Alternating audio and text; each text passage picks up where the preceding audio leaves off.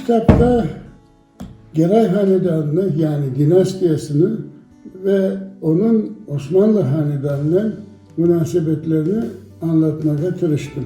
Osmanlı İmperyası'nda, Osmanlı Devleti'nin protokolünde hiç kimse Geraylar kadar, Geray Hanedanı ve onun mensupları kadar balaban itibarga malik değildi.